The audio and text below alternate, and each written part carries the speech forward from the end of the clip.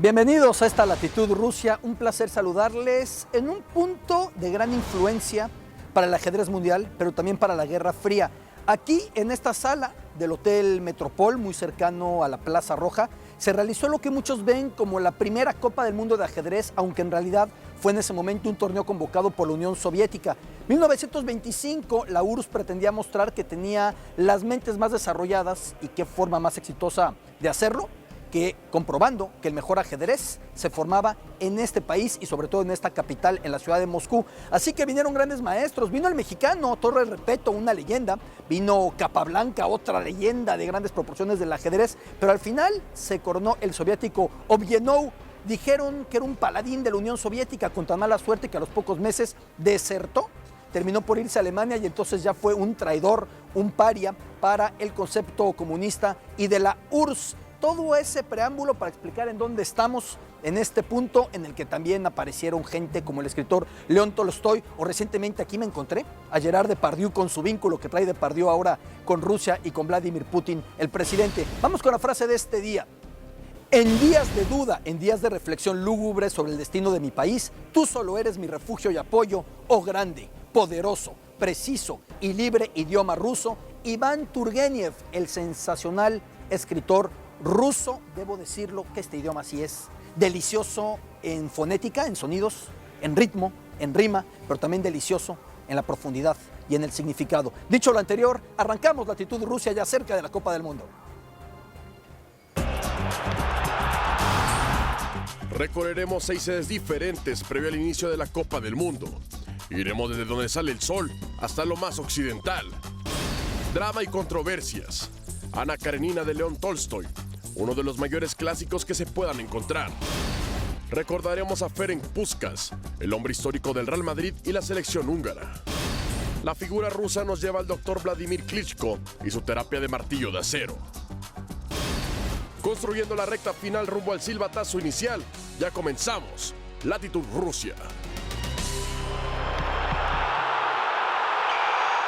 Latitud Rusia 21.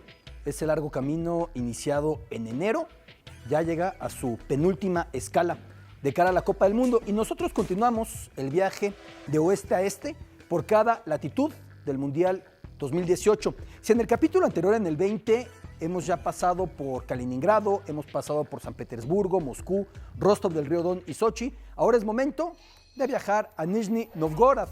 En épocas soviéticas, conocida esta ciudad como Gorky, en honor al escritor Maxim Gorky, ahí nacido. Cosa extraña, Gorky era un seudónimo de este gran artista, traducible como Agrio. Tan atípicamente se rebautizó a Nizhny Novgorod.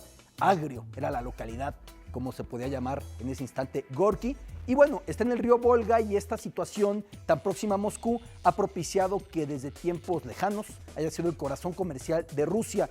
Esto la llevó también a tener las grandes ferias de exposiciones. Eso también ha propiciado que viera desarrollarse la industria automotriz Nizhny Novgorod. Su estadio se inspira y también se asoma al río Volga.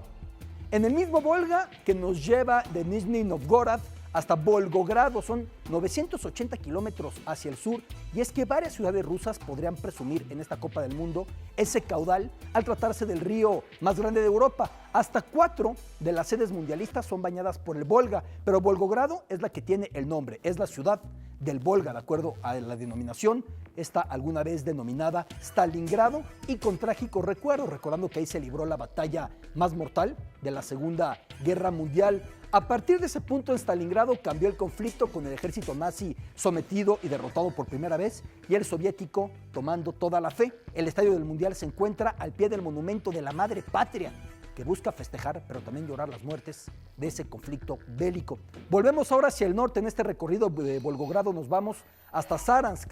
Son 700 kilómetros, la sede más pequeña con menos de 300,000 habitantes. Fue la gran sorpresa Saransk, por encima de ciudades con mejor infraestructura, con mayor tradición futbolera, con una población más notable en cuanto a número, en la República de Mordovia, con el idioma Ersia y con una tradición que le diferencia por completo del resto de Rusia, esta Saransk. Y de Saransk seguimos 400 kilómetros hacia el este para llegar al Tartaristán, hasta la bellísima ciudad de Kazán, Su Kremlin es una declaración de principios, un resumen de este sitio por la vecindad entre una mezquita musulmana y una iglesia cristiana ortodoxa. Es una gran manera de entender su armonía, su tolerancia, su capacidad de cohabitación entre religiones, culturas, credos, el pueblo tártaro con todo esto y además este lugar Kazán con la torre, esa torre Soyevinka que está inclinado un par de metros, por eso dicen que es la Pisa de Rusia. De Kazán viajamos hasta Samara. El camino aquí sí es corto, difícil decirlo en Rusia,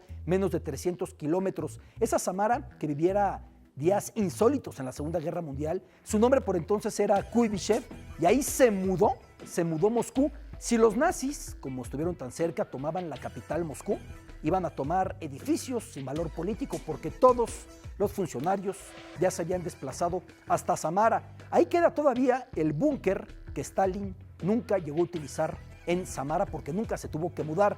Cerramos este viaje por todas las ciudades mundialistas, yendo de Samara hasta Ekaterimburgo, 800 kilómetros, pero incluidos 2 usos horarios. Hemos comenzado en San Petersburgo, que es la ventana a Europa, así se le conoce, y ahora concluimos en la ventana a Siberia, Ekaterimburgo, tierra tan hermosa en su vastedad, en sus paisajes, en su naturaleza, como también con connotaciones trágicas por los millones de desplazados y fallecidos en el Gulag, en trabajos forzados en Siberia, por la ejecución del último zar Nicolás II y su familia, donde hoy en Ekaterimburgo se levanta la llamada iglesia sobre la sangre. Hemos terminado el recorrido con un dato que insistir. La Copa del Mundo apenas se disputa en el 30% del territorio ruso, así de inmensa es esta nación. Continuamos, latitud Rusia número 21.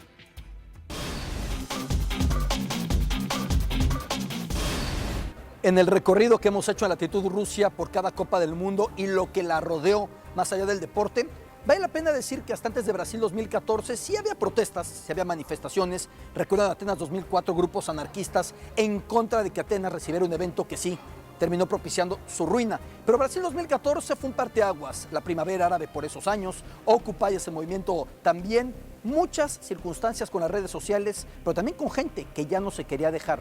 Esto fue lo que lo rodeó. En la tierra que más ama al fútbol, en la cultura que con mayor deleite logró reinventarlo, en las playas que con más ahínco patean la pelota, jamás se pensó que pudiera suceder esto.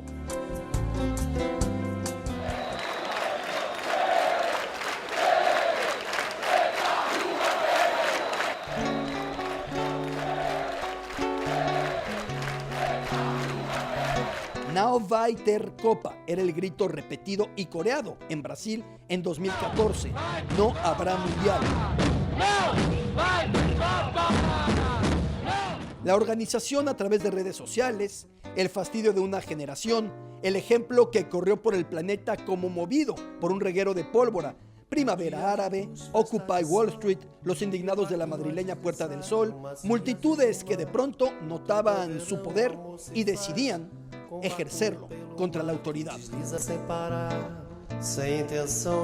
A 15 meses de que Brasil recibiera la Copa del Mundo, no había indicio alguno de crisis o ruptura, más bien orgullo, euforia, como desde que se concedió la sede, se mostró al mundo. Fue un año del torneo cuando todo cambió.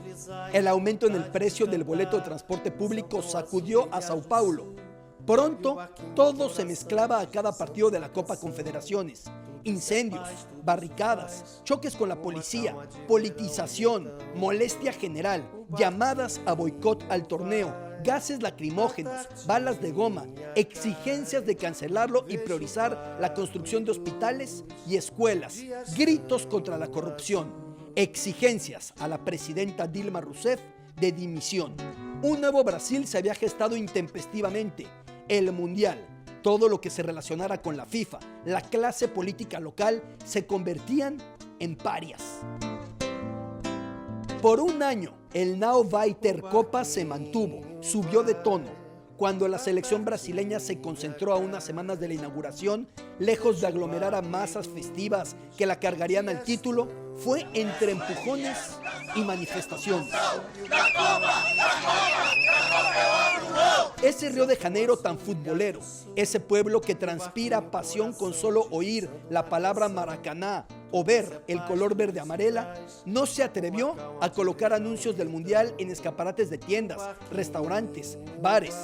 Una Copa del Mundo extraña por mucho que llegaran cientos de miles de sudamericanos en coche y dieran finalmente a Brasil 2014 el carácter de explosiva fiesta latina esperada. Para colmo, el final, con Brasil goleado por Alemania en Belo Horizonte 7-1, justo ahí, en la tierra que vio nacer a la presidenta Dilma Rousseff, justo donde esa hecatombe pudo desencadenar los clamores más altos e incontrolados en su contra.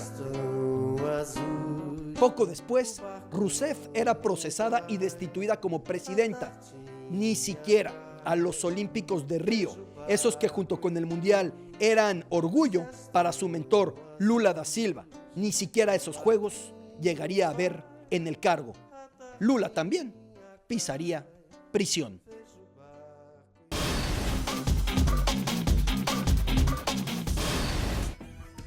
Costumbres rusas, y entre los souvenirs más comunes en este país están, sí, las matrioshkas, los samovar para el té, pero también los huevos Fabergé. ¿De qué hablo con los huevos Fabergé? La tradición viene de 1885. El zar Alejandro III, el penúltimo, comisionó al joyero Peter Karl Fabergé a que efectuara una serie de joyas para su esposa, la zarina María Feodorovna, pero que fueran en forma de huevo. La colección original fue de 69, heredando esa tradición, por supuesto, su hijo, el zar Nicolás II. Hoy esos huevos están dispersos por museos y colecciones de todo el mundo, costosísimos. Se ignora el paradero de 11, en alguna colección estarán. El asunto es que las imitaciones hoy por hoy son variadísimas y es habitual que quien pisa San Petersburgo o Moscú salga entre los souvenirs con su réplica, mejor o peor hecha, más o menos lujosa, de un huevo Fabergé, vistos, considerados como símbolo de la elegancia y suntuosidad de los zares. Numerosas películas han basado su trama en su robo. En la caricatura Scooby-Doo aparece un Fabergé original roto, como vemos. También es buscado su robo en Ocean's 12, en esa gran película.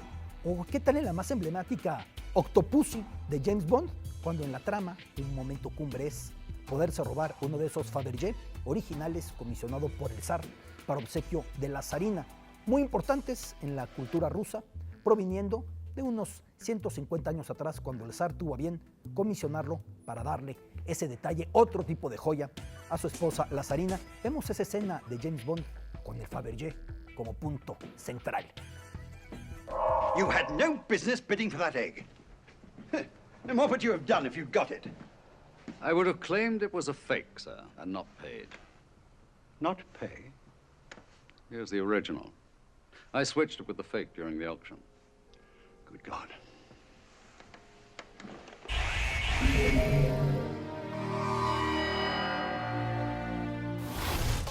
Hacemos una pausa, ya volvemos. Latitud Rusia.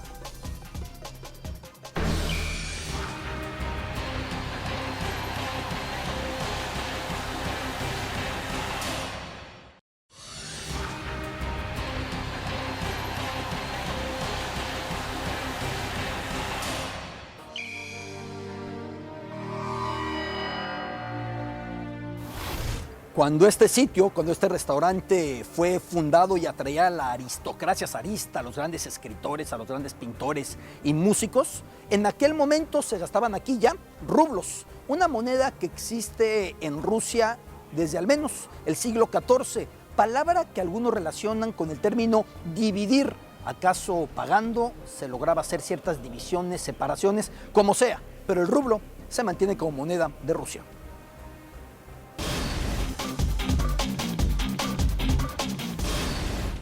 En este camino de 22 capítulos de Latitud Rusia, con una gran obra presentada por programa, hicimos una especial y creo que muy justificada excepción, incluir la novela de un autor del que ya hablamos antes, me refiero, y aquí tomo la matrioshka, de León Tolstoy, cuya Guerra y Paz ya apareció en Latitud Rusia, pero no podíamos irnos a Rusia, no podemos terminar este proyecto sin hablar de Anna Karenina.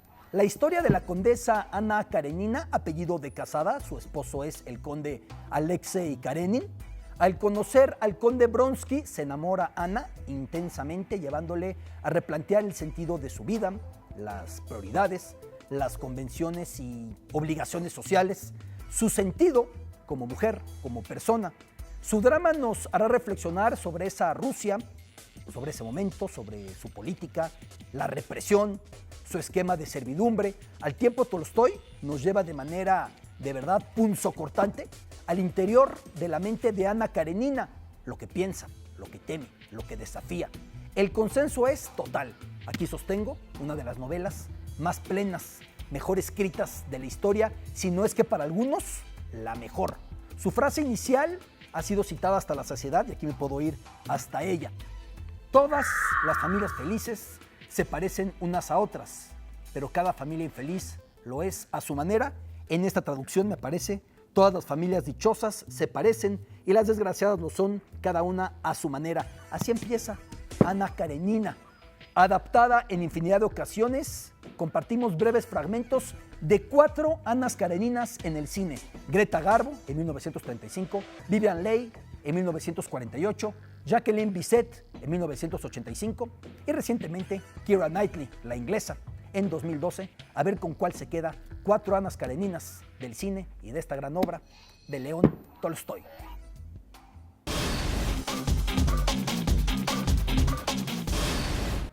Desde que Neymar Jr. se lesionara en los cuartos de final de la Copa del Mundo de Brasil 2014 frente a Colombia, le ha estado esperando el Mundial. Ahí quedó una historia inconclusa, con lo extraño del personaje, con los excesos, con la egolatría, con el grupito de gente que le rodea, con las redes sociales, como sea. Neymar es hoy por hoy una de las grandes figuras, uno de los grandes artistas.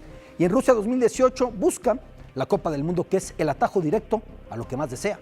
Por supuesto, junto a la Copa del Mundo. También el Balón de Oro a escala individual. ¿Quién es Neymar? Aquí su historia en Latitud Rusia. Cuando Juninho, como se le conoce en su círculo más íntimo, tenía tan solo 4 meses, el mundo estuvo cerca de ser privado de su talento. Junto a sus padres, sufrió un aparatoso accidente automovilístico del cual sorprendentemente salió ileso. En la actualidad, el brasileño no guarda recuerdo alguno del suceso, que pudo cambiar su historia. La infancia del brasileño en el municipio Mogi das Cruzes, en Sao Paulo, se vio marcada por 2 elementos: las carencias económicas y el amor por el fútbol. En casa, el pequeño llegó a acumular más de 50 pelotas. Durante la adolescencia, la vida de Ney dio un giro un tanto más favorable. Se mudó a una zona más próspera y a los 11 años se integró a las fuerzas básicas del Santos, en las que llamó la atención de clubes europeos incluso antes de estrenarse en Primera División. En mayo del 2013, los catalanes anunciaban con bombo y platillo su incorporación por 5 temporadas.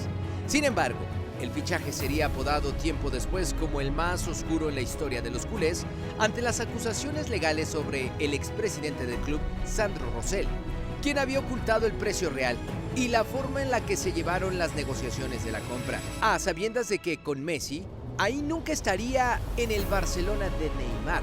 El jugador apostó por mudarse a París para sumarse al PSG por 222 millones de euros. En febrero de este año se encendieron las alarmas cuando Ney se lesionó ante el Marsella.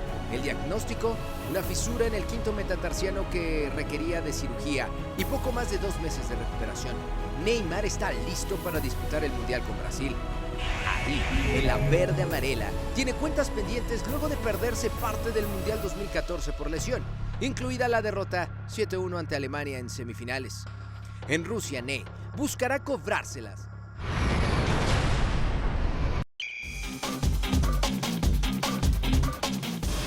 Es increíble, pero estuve a punto de mandarlos a Rusia o dejarlos para la Copa del Mundo sin tenerlos, pues más o menos alerta ante alguna circunstancia de emergencia. En esta escuela de ruso tenemos evidentemente que compartir algunos detalles de qué hacer en casos que uno pues no quiere que se presenten, pero que eventualmente pudieran darse. Así que vamos con circunstancias de emergencia que deseamos de corazón nadie tenga jamás, ni en Rusia ni en ningún sitio. Esta es la frase inicial. Nie нужна помощь. Necesito ayuda. Nie нужна es para decir una necesidad, necesito. Y pamosh es ayuda. Basta con decir pamosh para que la gente entienda que alguien está pidiendo algún tipo de ayuda. Pero vamos a palabras específicas y a circunstancias que pudieran darse. Por ejemplo, esta que es palitzia, policía. Nada complicado, muy parecido de hecho a como lo tenemos en castellano y en el común de los idiomas, en alemán Polizei, en inglés police. Palitzia, pero usted ya puede ver en cirílico cómo se escribe si lo quisiera tener a la mano. Esta también puede llegar a ser necesaria, ojalá de corazón que no lo sea para nadie, ni para los que nos ven ni para los que en otra cultura o país o región no nos ven. Brach es como se dice médico, es muy sencilla la manera, son de hecho 4 caracteres cirílicos, Brach, con esa última letra que aparece, que a uno le puede remitir, pues probablemente algo diferente, es la ch, en ruso, brach, así es como queda. Y vamos a otra situación, y esto ya es para algo mucho más aplicado a una necesidad que tenga, hospital, que sería balinitsa, de esta manera, balinitsa es como diría hospital, brach para alguna necesidad de salud, pues más sencilla, más tranquila, balinitsa para alguna necesidad mucho más urgente en términos de salud, y por supuesto, cualquier necesidad o cualquier requerimiento que tuviera de su embajada es de esta manera, pasolzba, así es como queda, pasolzba, embajada, así usted ya podrá decir que si la de México, la de Argentina, la de Colombia, la de Chile, la de Costa Rica, la de cualquier confín del planeta, así queda, pasolzba, recordando que quizá la palabra importante que tiene que aprenderse usted es nienushna, necesito, ya después, nienushna, puede decirlo, pasolzba, o la palabra que sea, no está muy bien conjugado, pero de que sale de apuros, sale de apuros. Y nos vamos al tip turístico que, ligándolo a este concepto, debo empezar por decirle que, por cierto, el número telefónico de emergencias en Rusia es el 112, 112, el 112. Ahora, dejando de lado las emergencias, parte importante de todo viaje es la entrada de corriente, el tipo de contacto, valga la expresión coloquial, la clavija. En Rusia se utiliza el sistema europeo, que ya ve usted en pantalla. Por si no está familiarizado, aquí se lo estamos enseñando. No siempre en los hoteles tienen en Rusia adaptadores, por lo que nunca está de más llevar uno desde su país o comprarlo en el aeropuerto, como usted quiera, para no sufrir viendo cómo conecta su celular, su computadora, lo que sea que esté llevando. Muy de vez en vez en el baño del hotel y dependiendo del lujo, se incluye una entrada para formato americano. Sin embargo, es más bien eso la excepción. En cuanto al voltaje, es de 220. Ya lo sabe, no todos los aparatos eléctricos se adaptan al voltaje automáticamente, por lo que se sugiere que confirme antes de poder echar a perder su pistola de cabello, misma que yo evidentemente no necesito, o algún implemento más, pues que tenga cuidado y ya después conectarlo, dependiendo si nada más requiere de un adaptador del formato o si también lo requiriera de corriente, que es más pesado, más engorroso, más complicado, pero son tips importantes para que usted se vaya a Rusia, si es que va, con esa carga de información, qué tipo de contacto para sus implementos eléctricos. Continuamos.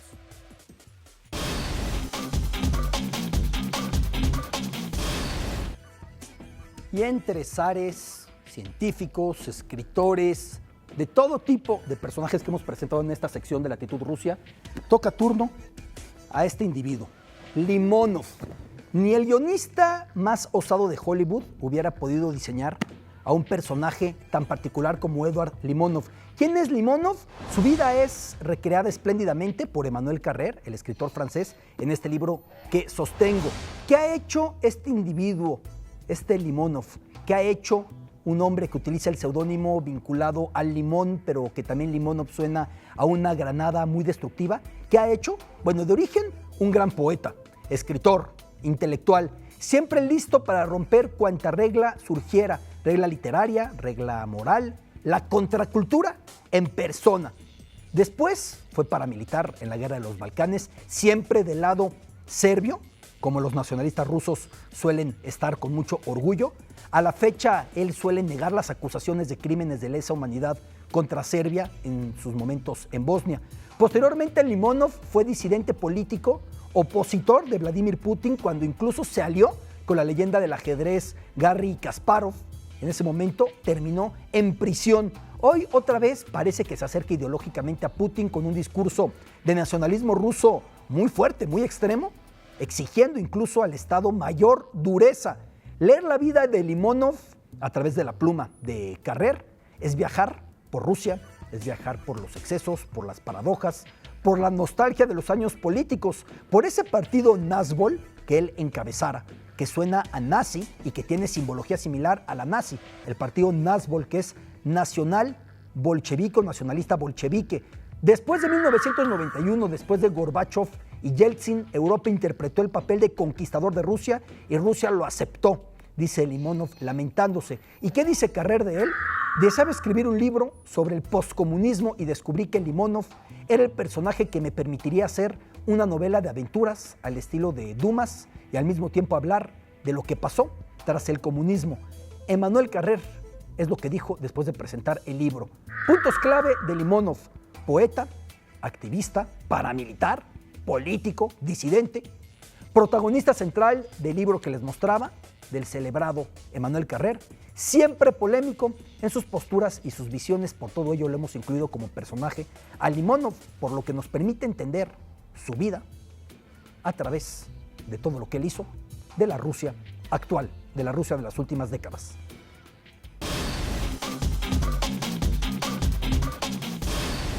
Ya hemos tenido otros villanos rusos del universo de James Bond en esta latitud, por ejemplo, Ksenia Onatop al principio del camino, pero Rosa Klebb tiene un valor agregado que no nació para el cine, sino que emergió de inicio en un texto del mismísimo creador de 007, Ian Fleming. La aparición de Rosa Klebb en Desde Rusia con Amor se dio en 1957 y ya luego en la película adaptada en 1963 con Sean Connery en ese momento como el inolvidable agente británico. Experta, Rosa Klebb, en interrogatorios, en poner buena cara para sacar información, es la mayor maestra soviética de la contrainteligencia. A diferencia de otras villanas rusas, su principal arma no es de ninguna manera la seducción, sino la mente, lo maquiavélica y sobre todo esos zapatos capaces de envenenar hasta la muerte. Su impacto ha sido tal, el impacto de Rosa Klebb, que continúa apareciendo, se continúa aludiendo a ella en filmes de James Bond más de medio siglo después, quizá la villana más duradera. Lotte Lenya, austriaca, fue quien la llevó a la pantalla. El nombre original era Rosa Gleb, Rosa Pan, Gleb en ruso es pan, por la frase soviética pan y rosas. En inglés, sin embargo, quedó quizá para que suene más sencillo como Rosa Klebb, y esta austriaca la convirtió en un personaje inolvidable y temible. Pocos, y miren que ha habido demasiados, desquiciaron a tales proporciones, amenazaron de tal manera a James Bond. En ese caso fue a Sean Connery. Vemos a Rosa Klebb en acción.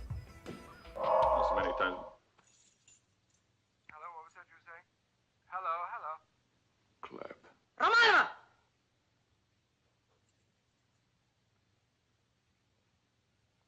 Take this.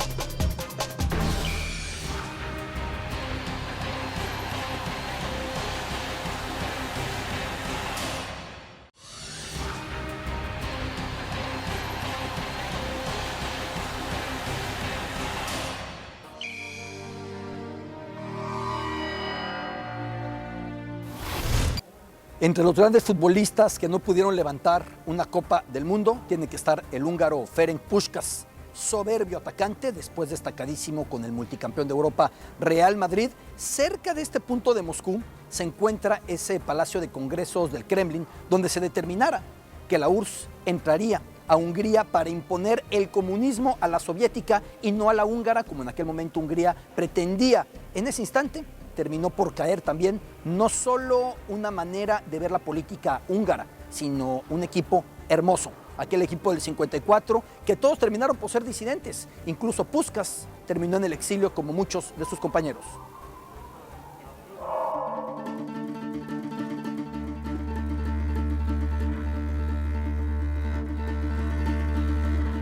En la primera revolución del fútbol, él fue el líder. Esa primera vez en que un equipo se atrevió a jugar diferente, a intentar conseguir la victoria por un camino distinto, a romper paradigmas, tuvo a este personaje entrañable como su pastor. En la mágica Hungría del Mundial 54, la Aranik Zapad, el equipo dorado en magiar, como en el Real Madrid también, multicampeón de Europa, Ferenc Puskás ocupó un rol medular. Sturm, Kosic müsste schießen, Nachschuss, Puskás, Tor! Era su disparo de zurda que propició en España el sobrenombre Cañoncito Pum. Era un nivel de visión y lectura hasta entonces inéditos en el fútbol. Era su técnica, capaz de controlar la pelota cual serpiente domada, por ello llamaba al balón su mascota. Era su capacidad de aceleración, aunque pareciera pesado. Era un afán competitivo desde la primera infancia, cuando se cambió el nombre para saltar la norma y jugar con señores. Tanto y tan pronto maduró que a los 15 años debutaba y deslumbraba a Budapest, a los dos lados del río Danubio. Por ello, cuando el Ministerio de Defensa debía expropiar un equipo, eligió a ese en el que brillaba Puskás. El Kispest se convirtió en Club Honvéd, germen de lo que sería después la mejor selección del mundo. Que Hungría perdiera aquella final del Mundial 54 ante esa Alemania federal, a la que había goleado 8-3 en la primera ronda, sigue constituyendo una de las mayores sorpresas en la historia no del fútbol, de todo el deporte. Deutschland ist Weltmeister, schlägt Ungarn mit 3-2 Toren im Finale in Bern.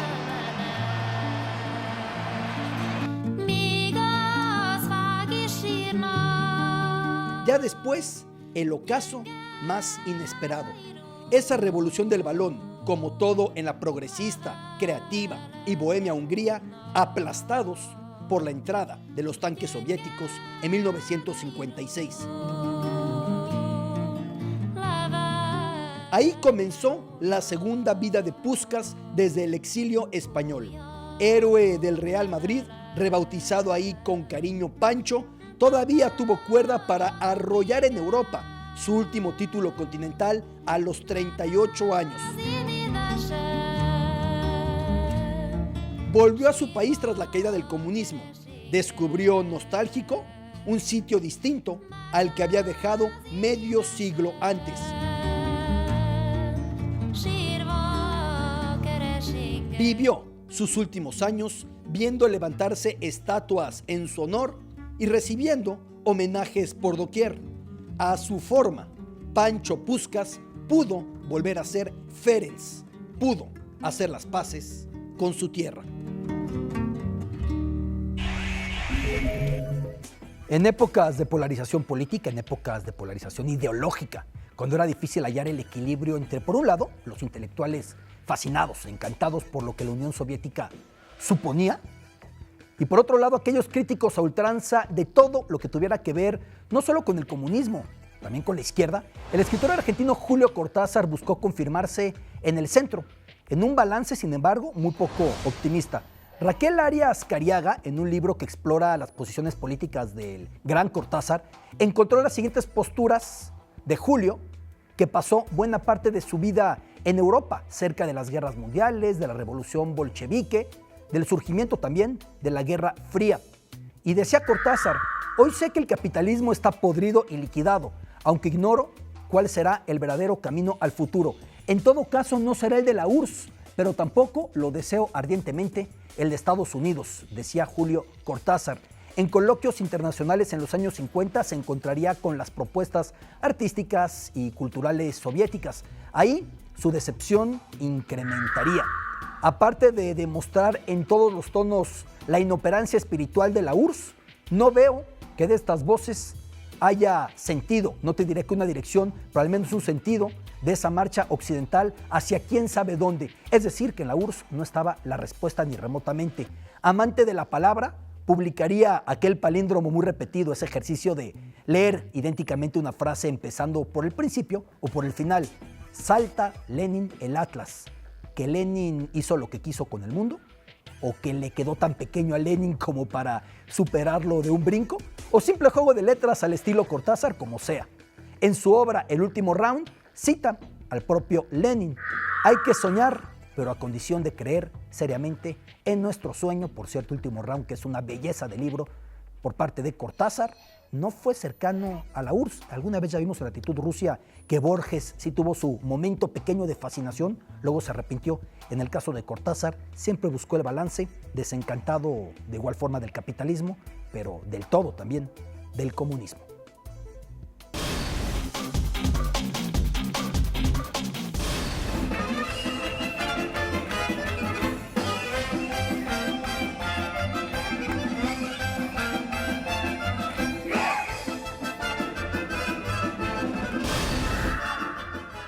Sin duda, una de las canciones más identificadas con Rusia, esta canción que viene de mediados del siglo XIX, cuando fue compuesta para teatro, muy identificada con Rusia, tanto que a los rusos en ocasiones les molesta el estereotipo que les persigue con ella. Es Kalinka, cuyo nombre viene de Kalina, un árbol, y rima perfectamente con otra palabra clave de la canción, que es Malinka, que es pequeño. No tengo duda, usted conoce bien Kalinka. Aquí le pongo otra versión breve para que usted sepa de verdad de lo que estoy hablando. Seguro ya la escuchó en infinidad de ocasiones.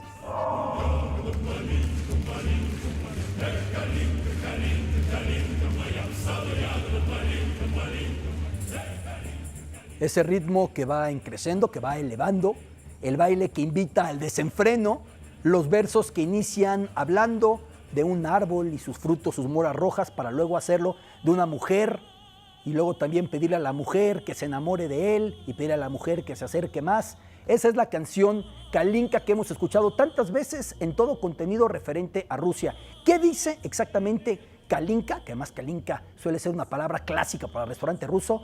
Kalinka, Kalinka, Kalinka, Mayav, Sadu, Yagada, Malinka, Malinka, Maya. Mora roja, mora roja, mora roja. Mora roja mía, en el jardín hay unas pequeñas moras rojas. Mora roja mía. Es lo que dice esta canción, pero va repitiéndolo constantemente. Vamos a escuchar una versión muy diferente. ¿Se acuerda usted de Apocalíptica? Esos 4 violonchelistas de Finlandia. Bueno, Finlandia vecina de Rusia. Y cuando estuvieron en Rusia, Apocalíptica hizo este cover de Kalinka. Creo yo, una de las canciones rusas más escuchadas junto con Ochi Chornille, la de los ojos negros que ya hemos puesto en este espacio también en alguna ocasión, o Korobeiniki, que es la utilizada por Tetris. Por cierto, Kalinka alguna vez también la utilizaron los rusos para Tetris, recordando que el Tetris fue creado justamente en Moscú. Aquí está Apocalíptica con Kalinka.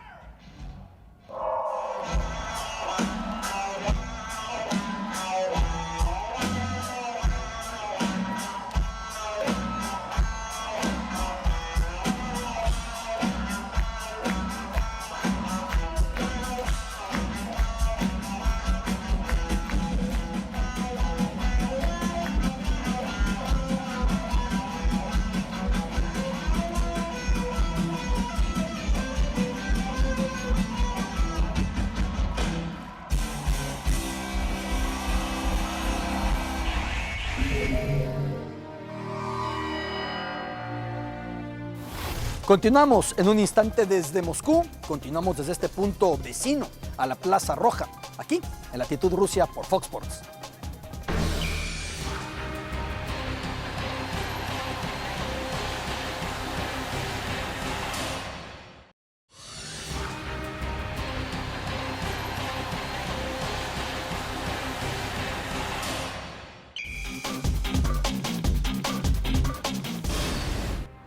En esta sección hemos visto a grandes símbolos del deporte ruso o soviético, originarios de Ucrania, por ejemplo la gimnasta Larisa Latinina, lo mismo por ejemplo que escritores nacidos en Ucrania como Gogol o Bulgakov. Hoy vamos con uno de los mejores boxeadores de la historia, Vitali Klitschko, de madre rusa, formado en el sistema soviético del deporte, ejerció una tremenda hegemonía sobre los pesos pesados, al mismo tiempo que su hermano menor Vladimir, con quien nunca se peleó por prohibición tajante de su madre. Hace unos días lo pude entrevistar en Kiev, en Ucrania, ciudad de la que ahora Vitaly Klitschko es alcalde, parte medular del Euromaidán, aquellas protestas entre 2013 y 2014 por alejar a Ucrania del dominio, la influencia, la injerencia de Moscú y acercarla a Europa. Consecuencia del Euromaidán ha sido también pues, la intervención rusa en el oriente de Ucrania, la anexión de Crimea. Bueno, parte medular de ese Euromaidán fue Vitaly Klitschko. Desde entonces creció su peso político. Ahora lo pudimos entrevistar en exclusiva en su oficina de alcalde en Kiev. Lo escuchamos, la relación de Ucrania con Rusia y también lo que es él como boxeador. What remains of the great fighter currently with the politician? As professional, I fight 3-4 times a year. Right now, I'm fighting 365 times a year. I mean, every day the fight. A lot of skills, what I have in boxing, I use right now in my profession as mayor of Kyiv. I mean, very important to have a goal. It's very important to know how you reach your goal. In boxing, we have clear rules. In politics, it's like MMA. Fight, no rules. What's your position that Russia is going to receive a World Cup with the current situation here? The world have to work with the country which actually broke the rules. And in sport, clear rules. If you break the rules, you will be disqualified. Some Russians told Ukrainian hate Russians. It's not true. I'm half Russian. My mom is Russian, and in my body, half of the blood is Russian blood. We have nothing against Russia. Amantes del lugar común, a los medios nos encanta decir desde 2 años antes que el Mundial está a la vuelta de la esquina, pero ahora sí está a la vuelta de la esquina y todo lo que sucede en Rusia de cara al Mundial lo presenta Joshua Sandoval.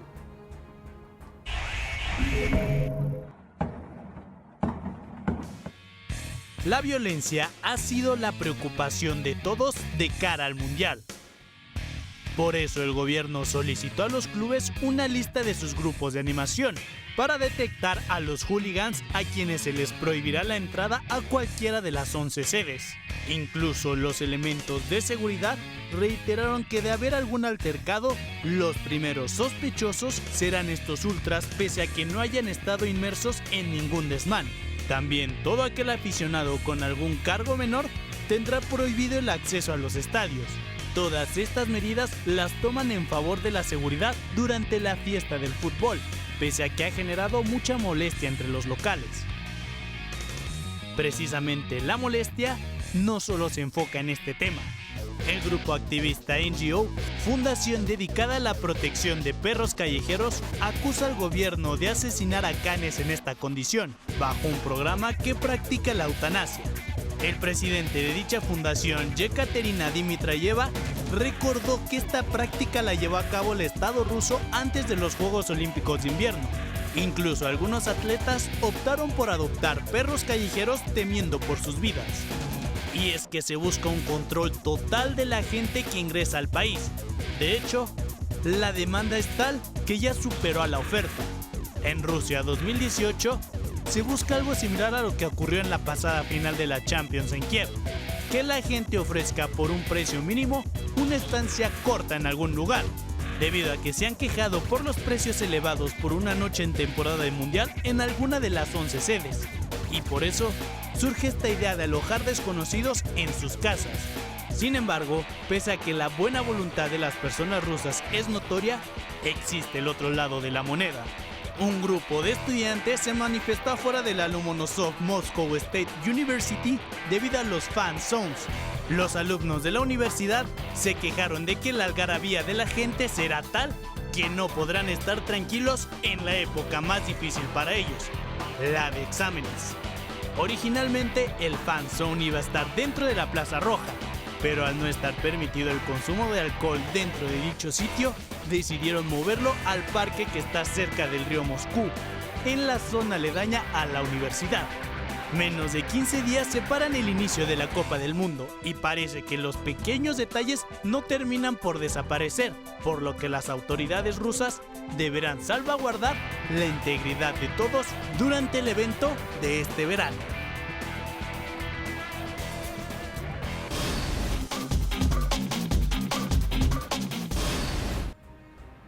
Nada antes de la semilla, nada antes de la cuna. Inglaterra lo es para el fútbol moderno. Ya después se va a debatir quién empezó a jugar fútbol, a patear esferas, a tener este tipo de eventos desde tiempos ancestrales. Pero evidentemente Inglaterra siempre tendrá el crédito, y con toda razón, de haber sido el creador del fútbol moderno. La historia política, cultural, social de la selección inglés, de la por muchos conocida como el equipo de la Rosa, de los Tres Leones. Un espléndido libro clama con ironía inglesa: "Can we have our balls back, please? ¿Nos pueden devolver nuestras pelotas, por favor?" Hey, mister, can we have our ball back? Manera de resumir lo sucedido a las Islas Británicas: haber creado la versión moderna de la mayoría de los deportes y después perder en rotundo la hegemonía sobre ellos. Así vemos que en rugby son el país con menos títulos mundiales de entre los 4 que de verdad le dan prioridad. O que en cricket nunca se han coronado. O que en tenis apenas Andy Murray, escocés, devolvió la gloria en Wimbledon y Copa Davis. O que en fútbol su única coronación haya sido en casa y con polémica arbitral en el 66. Pero, ¿por qué nacieron en esas islas los deportes regulados? Por varias razones. Por ejemplo, el afán de dar educación y disciplina a la juventud, alejarle de vicios y libertinajes en la estricta moral victoriana a mediados del siglo XIX. Consecuencia también de la revolución industrial y los gremios laborales. Formar física y mentalmente a quienes defenderían a la patria en una eventual guerra. A propósito de guerras, cuando en 1863, en el pub Freemasons Arms de Covent Garden en Londres, se divorciaban fútbol y rugby, un delegado protestó. Si se prohibían las tacleadas y el juego agresivo, Francia derrotaría a los ingleses en el siguiente conflicto bélico. Mientras otra guerra estallaba, los británicos se ocuparon de exportar ese balón a cada confín del planeta. La anglofilia, los ideales de civilización, incluían, a la par de las letras de Shakespeare, el fútbol. Luego surgió el Mundial e Inglaterra se pensó tan superior que de entrada desistió de competir. Para cuando en Brasil 50 se integró, Estados Unidos, la menos futbolera de sus excolonias, le derrotó. Cuando en el Mundial de México 70 Alemania eliminó al equipo de la Rosa, influyó directamente en las elecciones. 3 días después, Harold Wilson dejaba de ser primer ministro contra todo pronóstico. Otro tema ha sido el hooliganismo, llamado a veces el mal inglés. Legiones que avergonzaron a ese reino que se pretendía refinado y sofisticado, arrasando con ciudades, peleando porque sí, repartiendo golpes como alternativa al ocio, malentendiendo el sentido de la rivalidad, convirtiendo un torneo en pretexto para el más burdo nacionalismo. Su punto más penoso fue en los años 80, aunque viene de inicios del siglo XX y solo se aplacó de verdad cuando llegaron los 2000. Quizá por esas emociones no controladas, en 1314 el rey Eduardo II prohibía el fútbol. Entonces, porque se genera mucho escándalo en la ciudad por culpa de quienes persiguen grandes bolas y por cuya razón pueden brotar muchos demonios, Dios no lo permita, ordenamos y prohibimos, a nombre del rey, bajo pena de prisión, practicar tal juego en la ciudad. Hoy no está prohibido como con Eduardo II, pero aparentemente y salvo muy estrictas excepciones, los títulos sí.